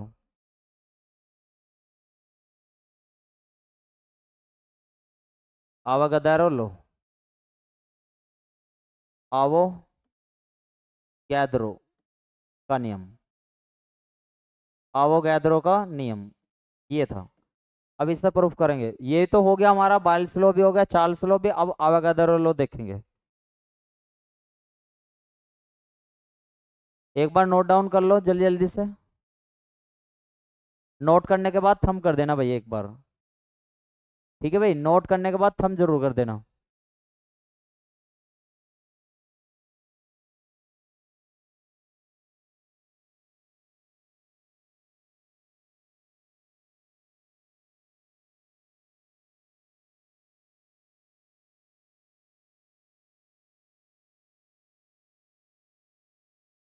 ठीक है, बहुत बढ़िया। ले लेते हैं आवागाद्रो लॉ।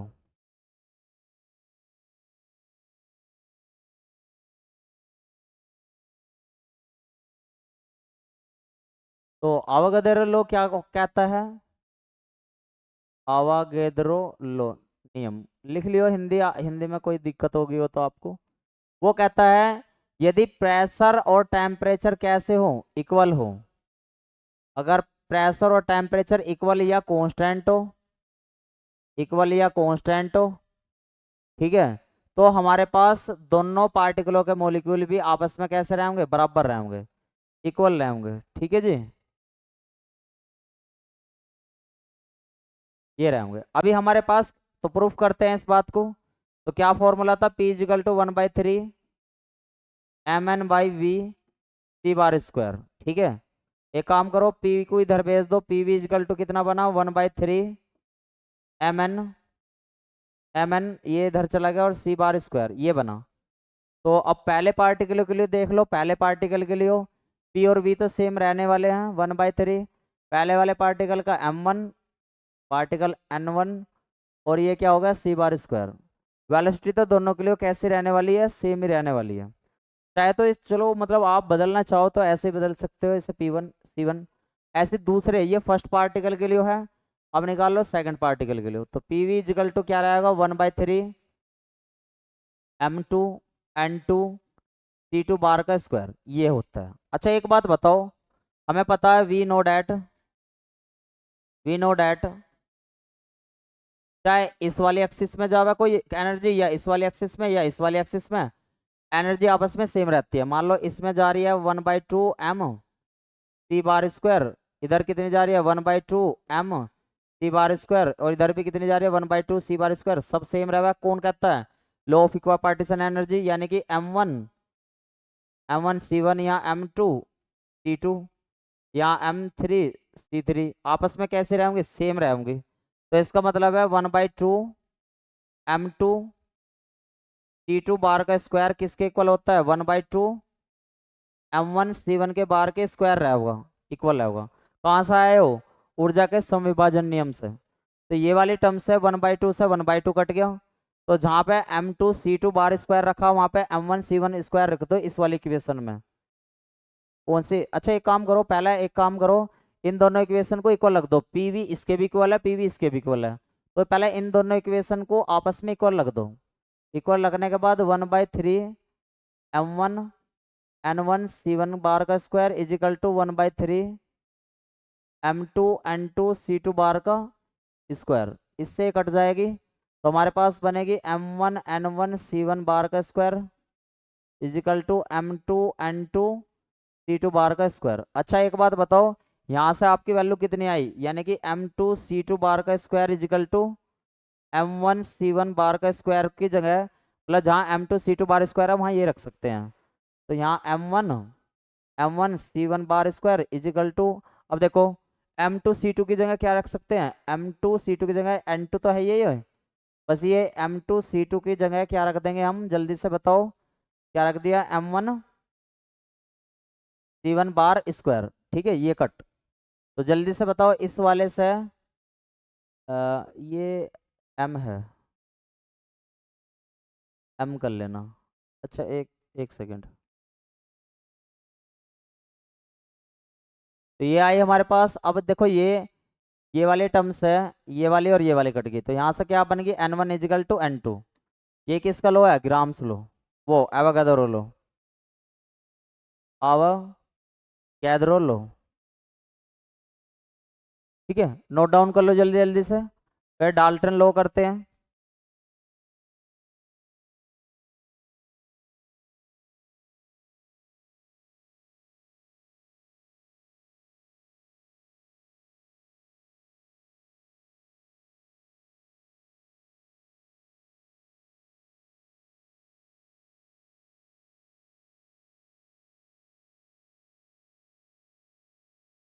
ठीक है, थंब कर देना एक बार जल्दी जल्दी से।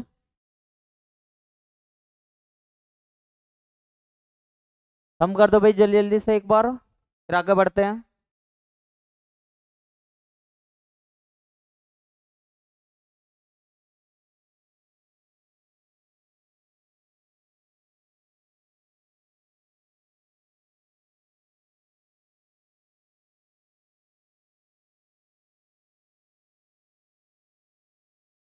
नेक्स्ट करते हैं डाल्टन लो। कौन सा? डाल्टन लो। डाल्टन लो। और डाल्टन लो करने के लिए अभी थोड़ी देर पहले आपको फॉर्मूला था P equal to 1/3 mn/v c² था, तो ये इधर चला जाएगा। PV इजिकल टू क्या बना? 1/3 mn/c²। तो इसे V तो कांस्टेंट रहेगा लेकिन P ना रहता। PV इजिकल टू 1/3 m1n1c1² ये आ जाएगा पहले के लिए। दूसरे के लिए हो जाए P2V इजिकल टू 1/3 m2n2c2²। ऐसे ऐसे निकालते निकालते चले जाओगे तो सबको ऐड कर दो, इधर का इधर, इधर का इधर, तो V कॉमन आ जाएगा, यानी कि P1 plus P2 plus and सोन। इधर का इधर ऐड कर दिया तो इधर V आ गया। इधर का आप ऐड करोगे तो 1/3 बाहर निकल के आ जाएगा। m1n1c1² plus m2n2c2²। यहाँ तक प्लस एंड सोन ऐसे चलते जाओगा। यहाँ तक का नोट कर लो भाई जल्दी जल्दी एक बार।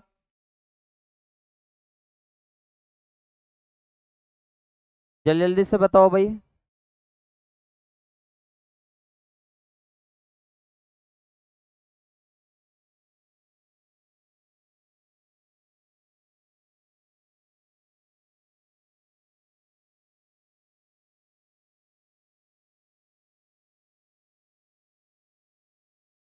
ठीक है, अब कुछ नहीं करना।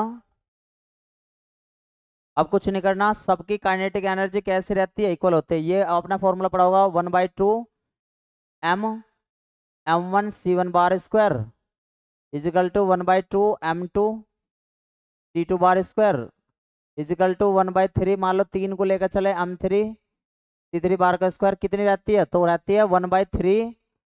अच्छा ये सॉरी, एक सेकेंड, 1/2 1/2 क्या है यहाँ पे?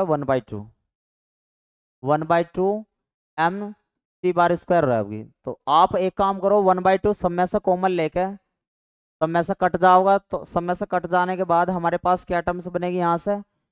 m1c1² equal to m2c2² equal to m3c²। सबकी जगह क्या रख दोगे? mc² रख दोगे। और जब यहाँ पे तुम यहाँ पे इसकी जगह mc1² की जगह भी क्या रखोगे? mc²। और इसकी जगह भी m2c2 की जगह भी क्या रखोगे? mc²। तो सब में से कॉमन बाहर निकल जाएगा ना, तो क्या बनेगा? P1 plus P2 dot dot dot, और यहाँ पे क्या आ गया? V आ गया होगा। इजिकल टू अंदर बना होगा 1/2 n1 plus n2 plus and सोन, और बाहर क्या निकल के आया होगा? बाहर निकल के होगा mc² ये बन गया होगा हमारे पास। ये बन गया होगा। ये अलग अलग गैसों का आया, लेकिन अगर मैं आपसे कह लगूं एक फॉर्मूला एक ही गैस के लिए क्या रहा होगा? एक ही गैस के लिए तो PV इजिकल टू रहता है 1/3 n1 plus n2 plus and Son mc²। ये सभी गैसों के लिए, ऑल गैस के लिए आया ऊपर।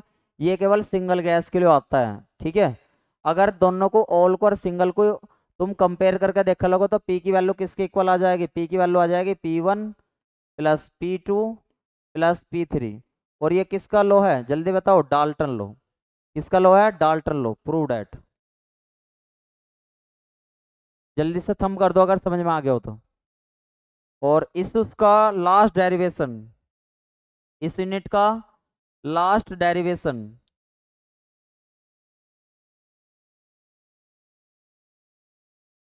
ठीक है, एक बार देख लेते हैं हमने क्या क्या कर लिया। इस वाले यूनिट का क्या क्या कर लिया भाई हमने। चलो एक बार देख लेते हैं क्या क्या चीजें हमने कर ली। सबसे पहले हमने करा, देखो देखो, सबसे पहले हमने करा काइनेटिक मॉडल, यानी कि गैसों का अनुगति सिद्धांत। ठीक है, ये भी हो गया हमारा। इसके बाद deduction of gas law. Gas law हो गया हमारे कंप्लीट, यानी कि गैस के नियम अभी बताए आपको ये चारों। इसके बाद बस ये वाला डेरिवेशन बचा हुआ है अभी इसमें, derivation of Maxwell law of distribution of energy and experimental. ये बस ये बचा हुआ है अभी। बाकी हमने डिग्री ऑफ फ्रीडम भी कर लिया, डिग्री ऑफ फ्रीडम वाला कंसेप्ट भी कर लिया अच्छे से। Law of equipartition of energy वाला भी कर लिया, इसमें नो डेरिवेशन, और मैंने डेरिवेशन करवाया भी ना क्योंकि उसने कहा रखा डेरिवेशन नहीं करना। इसके बाद its application of specific heat, law of equipartition के अनुसार स्पेसिफिक हीट का डेरिवेशन किसके लिए हो, गैस के लिए हो। कौन कौन से गैस के लिए हो, मोनो के लिए हो, डाई के लिए हो और पॉली के लिए हो। तो जल्दी से बताओ, हमारी यूनिट खत्म होगी, बस एक टॉपिक को छोड़कर, बस ये मैक्सवेल लॉ और कराना, टॉपिक खत्म हमारे सारे। ये भी हो गया, ये भी हो गया, ये भी हो गया, ये भी हो गया। तो मैंने आपको कहा था आज यूनिट थर्ड हमारी कंप्लीट हो जाएगी, तो कंप्लीट हो रही है भाई हमारी यूनिट थर्ड। ठीक है, बढ़ते हैं फिर अगले डेरिवेशन की तरफ, लास्ट डेरिवेशन इसका।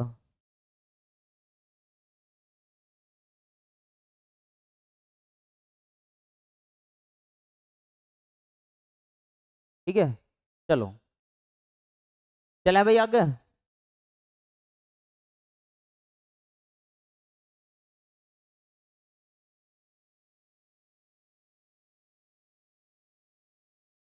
यहाँ पर थे हम लास्ट टाइम पे। ठीक है,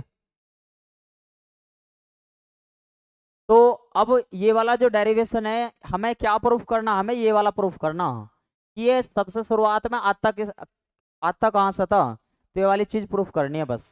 ठीक है, क्या करनी है, ये वाली चीज प्रूफ करनी है, वैसे एग्जाम में तो पूछा नहीं जाता इतना। ठीक है, तो इसे ही करते हैं और इसे बोलते हैं मैक्सवेल मैक्सवेल वेलोसिटी डिस्ट्रीब्यूशन लो, वेलोसिटी डिस्ट्रीब्यूशन लो।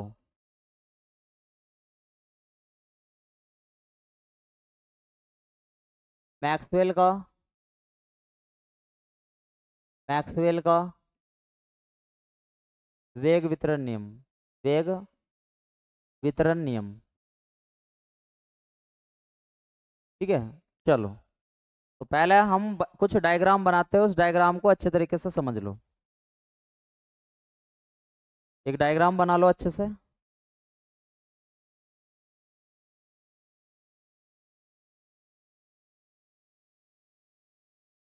यूनिवर्सिटी ने इतनी जल्दी जल्दी एग्जाम दे दिए, चाहे बच्चा कुछ करा या ना करा, उन्हें कोई मतलब नहीं है किसी प्रकार से।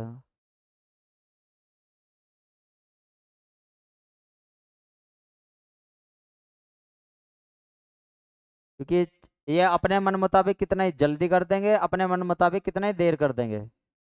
पीसेगा कौन, बच्चा, टीचर। और टीचर भी कौन से, प्राइवेट टीचर, गवर्नमेंट वालों का कोई मतलब नहीं है। ट्यूशन वालों ने बचा रखी बीएससी, अगर देखा जाए तो कभी भी कुछ भी एकदम एकदम तेज कर दिया, वैसा कर दिया, कुछ भी क्या कर दिया, बस चल रहा है मामला। डायग्राम बना लो भाई मेरे साथ, फिर आपको समझाता हूँ इसमें। तो आप मिरेकल यूनिवर्सिटी में पढ़ो।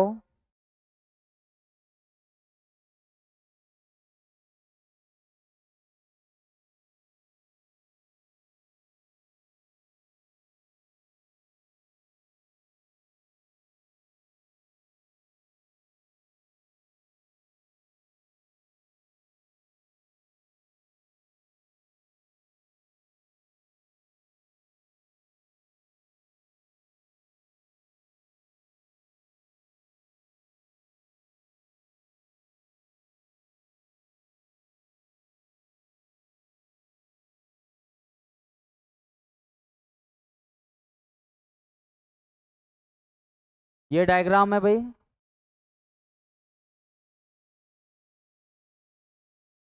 अब देखो एक बार ध्यान से, मान लो एक ये क्यूब है, और इसमें ये वाला जो पार्टिकल है किससे जाकर टकरा रहा है, ए से जाकर टकरा रहा है। तो ए से जाकर जब टकरा रहा है तो केवल एक्स एक्सिस को इफेक्टेड कर रहा है। वाई और जेड, भाई आप देख रहे होगे यहाँ पे हमारे, अगर ये एक्स है, अगर ये वाई है और ये जेड है, ये एक्स एक्सिस को ही टकरा रहा है जाकर, तो एक्स एक्सिस को इफेक्टेड करेगा, वाई और जेड का कोई मतलब नहीं है। और इसकी जो सी आई है, ये जो एनर्जी है, वेलोसिटी है, ये कितने पार्ट में डिवाइडेड हो रही है, आई वाले में, जेड वाले में, मतलब वाई वाले में, जेड वाले में और एक्स वाले में, ये ऐसे डिवाइडेड हो रही है। ठीक है, चलो डेरिवेशन की तरफ बढ़ते हैं। डेरिवेशन की तरफ बढ़ते हैं।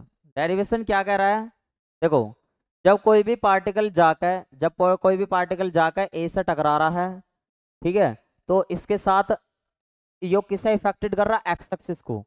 Only affected x axis only, x axis only. तो इसका मतलब है एक्स एक्सिस का, तो एक्स एक्सिस की वेलोसिटी तो ले जाओगे सी एक्स, सी एक्स ली जाओगे, सी एक्स आई, ठीक है। अगर इसका मोमेंटम मान लो कोई टकरा रहा है तो मास ही तो जा रहा होगा, तो मोमेंटम होगा एम एम सी एक्स। जब ये जाता है तो क्या रहता है, एम सी एक्स आई रहता है। लेकिन जब ये यहाँ पर टकराता है तो टकराने के बाद वापस आता है, तो जब वह वापस आता है तो माइनस का हो जाता है एम सी एक्स आई, एम सी एक्स आई हो जाता है। तो जब गया था तब इतना था एम सी एक्स आई, जब आया वापस टकरा का, क्योंकि अपोजिट डायरेक्शन में आया, तो माइनस एक्स सी आई। तो मोमेंटम में चेंज कितना हुआ, मोमेंटम में चेंज यानी कि संवेग में परिवर्तन, मोमेंटम में चेंज यानी कि संवेग में परिवर्तन। संवेग में परिवर्तन कैसे निकाल रहा है, पी कैसे निकाल रहा है भाई, पी फाइनल में से पी इनिशियल को सब्ट्रैक्ट कर रहा है। फाइनल क्या, जो ये आई है भाई, पहले जब गई थी ये तो पी इनिशियल हो गया, पी आई की वैल्यू होगी यहाँ से ये वाली, जो ये वापस आ रहा है ये पी एफ की वैल्यू होगी।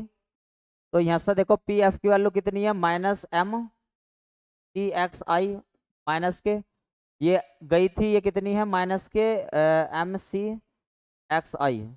तो यहाँ से हो जाओगे minus two M C x I, ये चेंज इन मोमेंटम आ गया पी। ठीक है, जल्दी से बताओ यहाँ तक कोई दिक्कत समस्या किसी को भी, जल्दी से बताओ।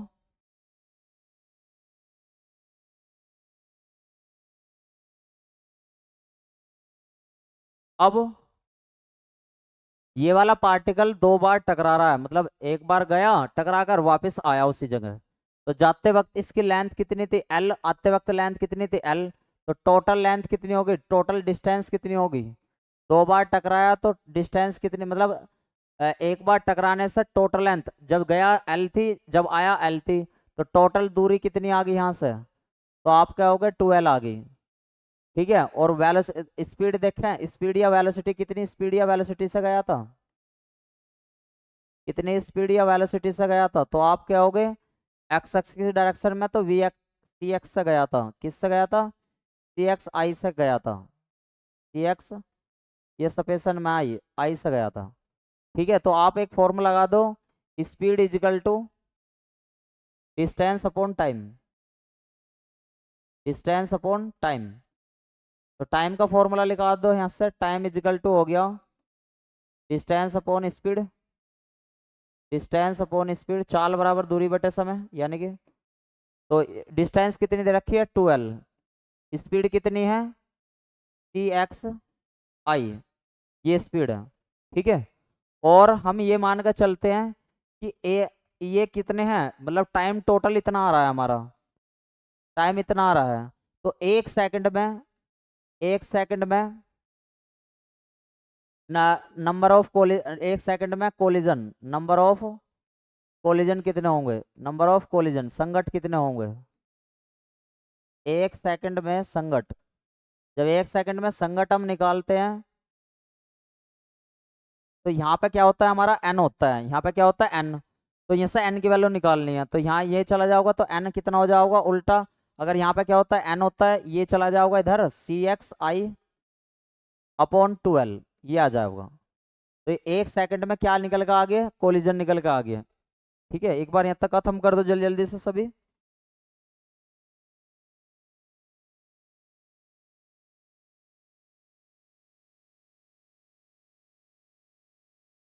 तो पार्टिकल ए द्वारा, तो पार्टिकल ए द्वारा, पार्टिकल ए द्वारा change in, change rate in momentum, change rate in momentum, संवेग परिवर्तन की दर कितनी है, संवेग परिवर्तन की दर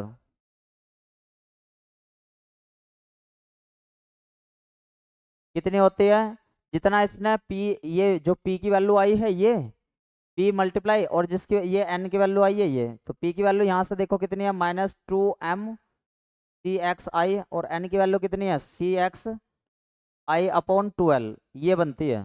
2 से 2 कट जाएगा, 2 से 2 कट जाएगा, ठीक है भाई।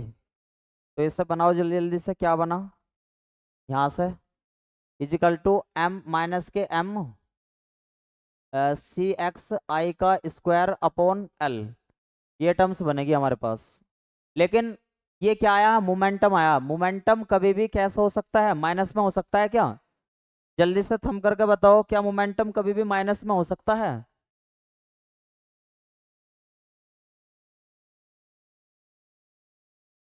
जल्दी से बताओ, क्या मोमेंटम कभी भी माइनस में हो सकता है? तो इस वजह से माइनस की टर्म छोड़ दो। मोमेंटम हमेशा मैग्नीट्यूड में रहता है, एनर्जी है (c(x(i)² अभी फिलहाल यहाँ तक पहुँच गए, जल्दी से बताओ यहाँ तक कोई दिक्कत तो ना किसी को भी, फिर अगले पेज पे चलता हूँ।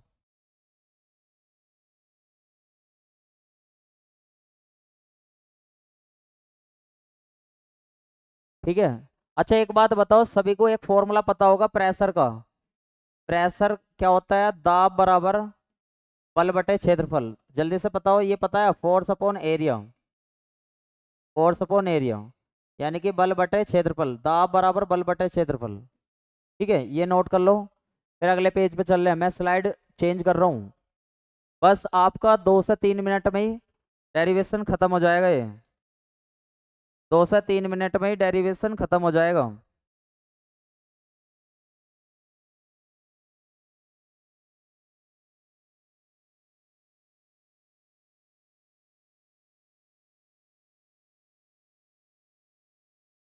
चलो स्लाइड चेंज कर दो, थंब कर दो एक बार जल्दी जल्दी से।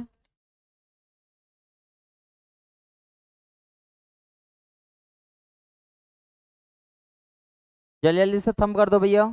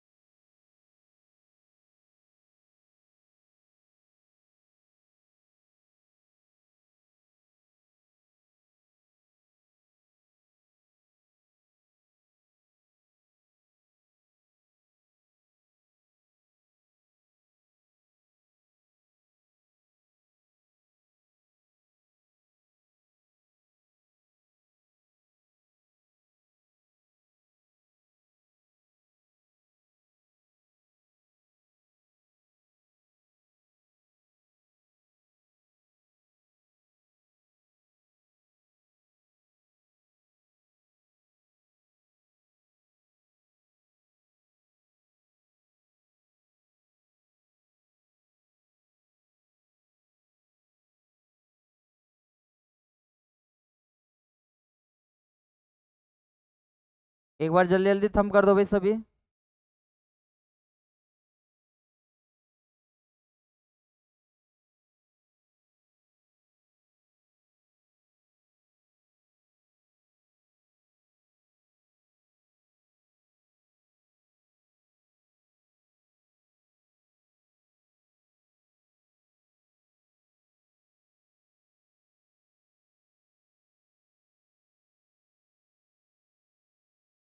ठीक है आगे बढ़ते हैं।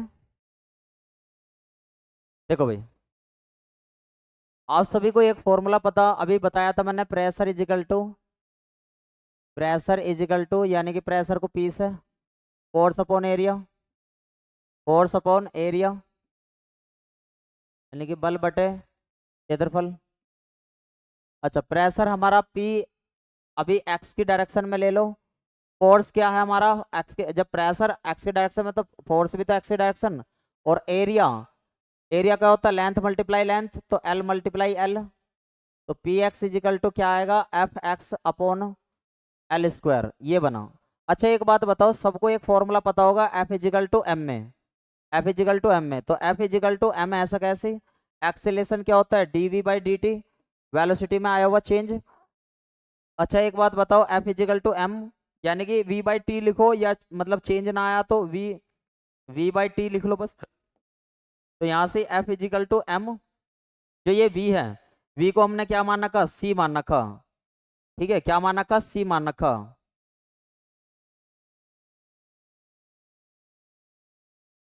एफ इजिकल टू एम में, और ये वी की वैल्यू क्या है हमारी, सी है। एक सेकंड रुको, इसमें मैं देख रहा हूँ कुछ गड़बड़ तो नहीं दे रखी।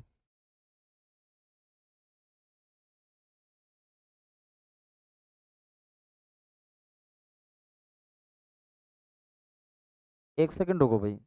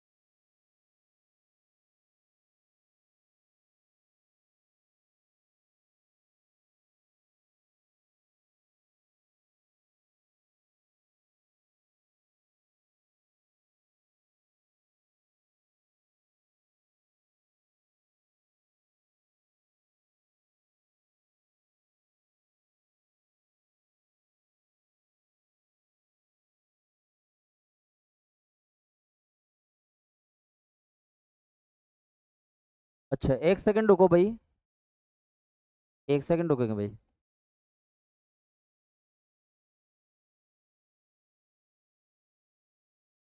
ये हमारे पास टर्म्स बनी है।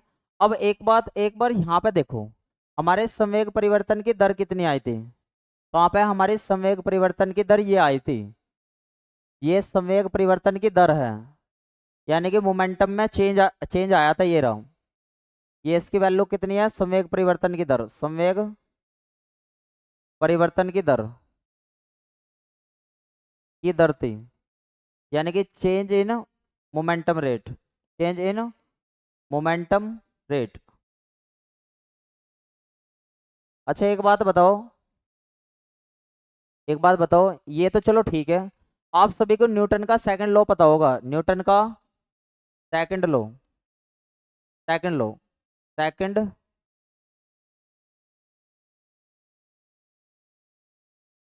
सेकंड लॉ, कि एफ इजिकल टू क्या होता है, डीपी बाई डी टी होता है, डीपी बाई डी टी होता है, यानी कि संवेग परिवर्तन की दर। ये सभी को पता, जल्दी से बताओ, डीपी बाई डी टी होता है ना, कि संवेग परिवर्तन की दर होता है ना, होता है। ठीक है। और टी यहाँ पे चेंज 1 सेकंड ले रखा है, टी कितना ले रखा है यहाँ पे, टी कितना ले रखा है, 1 सेकंड।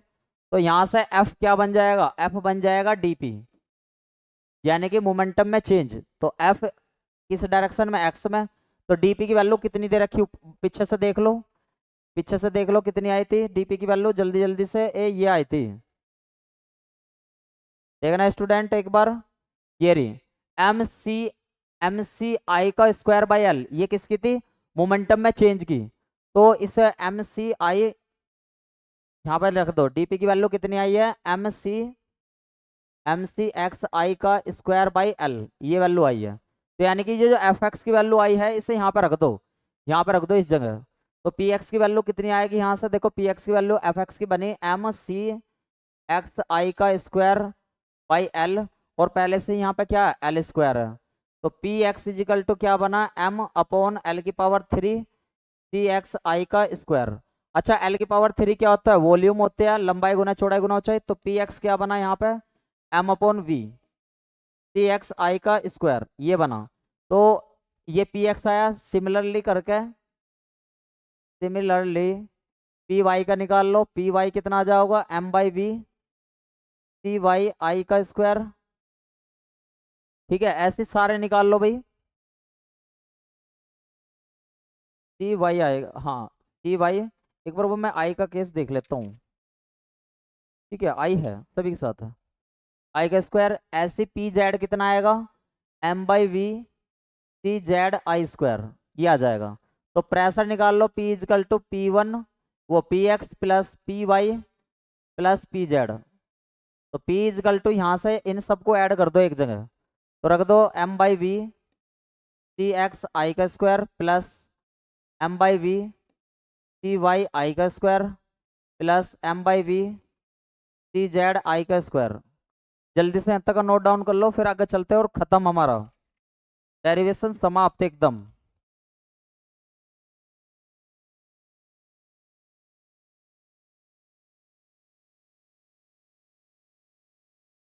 जल्दी से नोट डाउन कर लो भाई।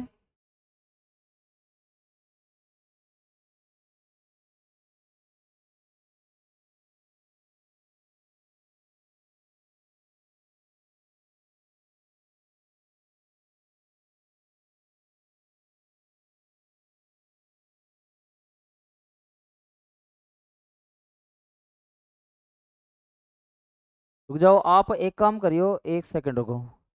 बस आप यहाँ तक का लिख लो फिलहाल। ठीक है, यहाँ तक का लिख लो। यहाँ तक का नोट डाउन करके थंब करके बताओ जल्दी जल्दी से।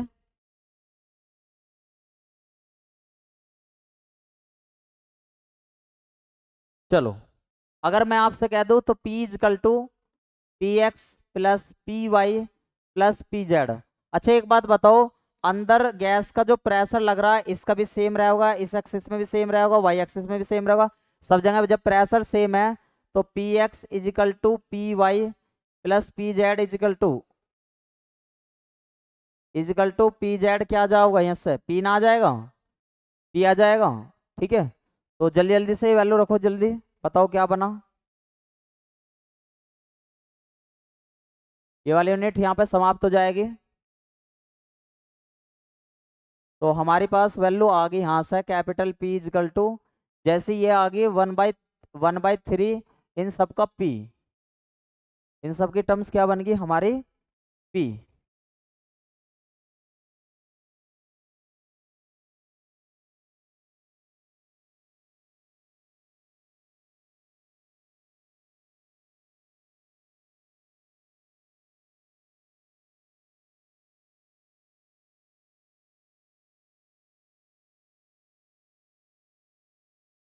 इन्होंने भाई यहाँ से एक गड़बड़ कर रखी है, यहाँ से एक गड़बड़ कर रखी है, क्या गड़बड़ है देखो एक सेकंड।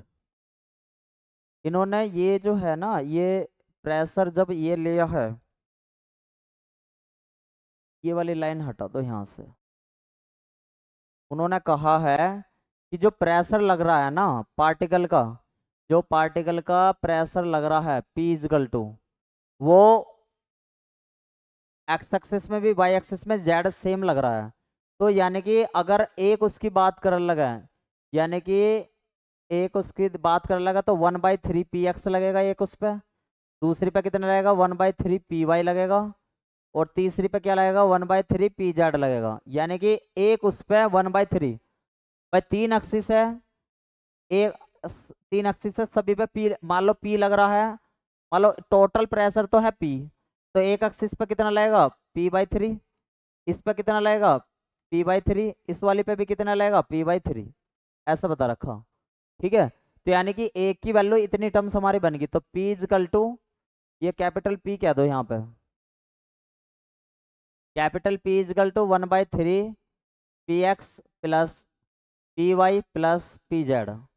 ठीक है, और P इजकल टू 1/3 px की वैल्यू रखो यहाँ पे, px की वैल्यू कितनी कितनी आई है, ये रही m/v सी एक्स आई का square plus m/v c Y आई का square plus m/v c Z I का स्क्वायर, और P इजकल टू, इसे सबको कॉमन ले लो, m/v यानी कि 1/3 mv सी एक्स आई का स्क्वायर प्लस सी वाई आई का square plus c Z I का स्क्वायर। ये टर्म्स बनी होगी, जल्दी जल्दी से बताओ, जल्दी जल्दी से बताओ, क्या आप सभी की ये टर्म्स बन गई।